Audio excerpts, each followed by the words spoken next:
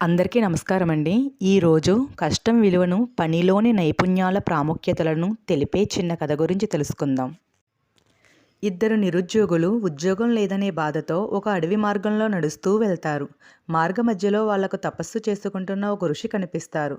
ఆ ఋషి ఉద్యోగం లేదని బాధపడుతున్న వీళ్ళకి ఏదైనా వరం ఇవ్వాలని అనుకుని, వాళ్లతో మీకు 2 వరాలు చెబుతాను. అందులో మీకు నచ్చిన వరం మీరే నిర్ణయించుకుని అడగండి అని ఇలా చెప్తారు. 1. కోటి రూపాయలు కావాలా? 2. కోటి రూపాయలు ఎలా సంపాదించాలో కావాలా అని ఆ ఋషి అడుగుతారు. ఆ ఋషి అలా అడగగానే సోము అనే వ్యక్తి, నాకు ఇప్పుడు డబ్బు చాలా అవసరం. కోటి రూపాయలు సంపాదించడం ఎలాగో తెలుసుకున్నా అవి సంపాదించడానికి చాలా టైం పడుతుంది, ఇంకా కష్టపడాలి కూడా అని ఆలోచించుకుని నాకు కోటి రూపాయలు కావాలి అని అడుగుతాడు. రాము మాత్రం నాకు కోటి రూపాయలు ఎలా సంపాదించాలో కావాలి అని అడుగుతాడు. ఆ ఋషి సోముకి వెంటనే కోటి రూపాయలు ఉన్న పెట్టిచ్చి పంపిస్తాడు.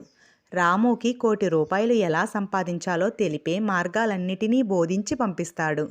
సోము తనకిచ్చిన వరంతో తన అవసరాలన్నిటినీ తీర్చుకుని, ఇంకా ఇష్టం వచ్చినట్టు తనకు నచ్చిన వాటిని నచ్చినట్టు కొనుక్కుంటూ ఆనందిస్తూ ఉంటాడు. అలా 4 సంవత్సరాలకి సోము దగ్గర ఉన్న కోటి రూపాయలు, వాటితో వచ్చిన ఆనందాలు అన్నీ ఖర్చయిపోతాయి. ఇంకా గొప్పగా బతకలేకపోతున్నాడు, కానీ బతుకుతున్నాడు. ఒకసారి సోముకి రాముని కలవాలనిపిస్తుంది. రాముని కలవడానికి వెళ్ళిన సోము ఒక్కసారిగా ఆశ్చర్యపోతాడు. ఎందుకంటే రాము ఇప్పుడు కోట్లకు పడగెత్తిన కోటీశ్వరుడు, పెద్ద బిజినెస్ మ్యాన్ అవుతాడు. అడవి నుండి వచ్చిన సంవత్సరానికి ఒకసారి సోము కారులో వెళ్తూ ఉండగా రోడ్డు పక్కన కష్టపడుతూ ఏదో చిన్న వ్యాపారం చేసుకుంటూ కనిపించిన ఆ రాము ఈ రాము ఒక్కటేనా అని ఆశ్చర్యపోతూ చూస్తూ ఉండిపోతాడు సోము. కష్టానికి భయపడి ఆ రోజు కోటి రూపాయలు ఇస్తే చాలని సరిపెట్టుకున్న నేను ఇలా మిగిలిపోవడంలో ఆశ్చర్యమూ లేదు.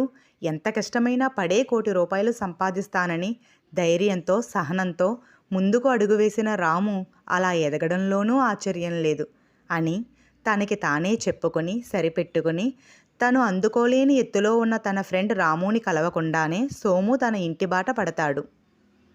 ఈ కథ కష్టపడి పనిచేసి నేర్చుకునే నైపుణ్యాల గొప్పతనాన్ని, కష్టం యొక్క విలువను తెలియజేస్తుంది. డబ్బు ఎంత విలువైందో డబ్బు సంపాదించే పని అంతకన్నా విలువైంది. వర్క్ ఈజ్ వర్షిప్, పనియే దైవము.